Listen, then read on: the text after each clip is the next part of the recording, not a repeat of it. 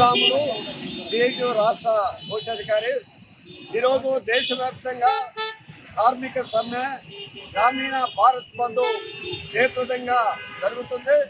నిర్మల్ జిల్లాలో సభ ప్రదర్శన పెద్ద ఎత్తున జరుగుతుంది.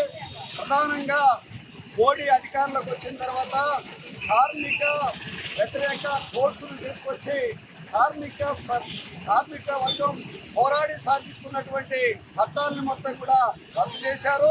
ఈ చట్టాలని రద్దు చేయడం వల్ల హక్కులన్నీ కూడా హరించుకుపోతున్నాయి. పాతకాలంలో బ్రిటిష్ కాలం నాటి చట్టాలని మళ్ళా పునరుద్ధరణ చేసేటువంటి ప్రయత్నం చేస్తున్నాడు.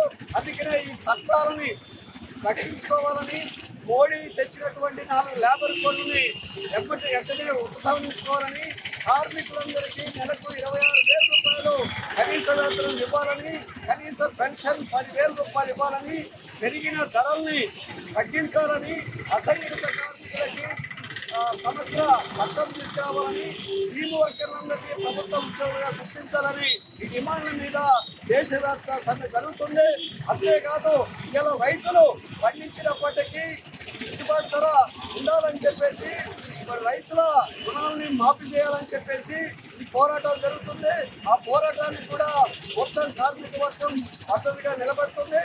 దీంతో పాటుగా ఇలా వ్యవసాయ కూలీలు, పేదలు, గ్రామీణ ఉపాధి హామీ పని చేసుకుంటున్నటువంటి వారందరూ కూడా 200 రోజులు పని కల్పించాలని, రోజు కూలీ 600 రూపాయలు ఇవ్వాలని ఈ డిమాండ్ల మీద దేశవ్యాప్త సమ్మె జరుగుతుంది.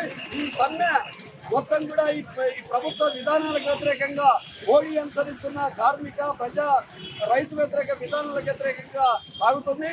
అందుకనే మోడీ హటావో, దేశకి బచావో, దేశ సంపదని రక్షించుకున్నాం, ఈ దేశాన్ని రక్షించుకున్నామనే దేశభక్తియుత సమ్మెకి మొత్తం ప్రజానీకం మద్దతు తెలుపుతున్నందుకు అందరికీ ధన్యవాదాలు తెలియజేస్తున్నాం.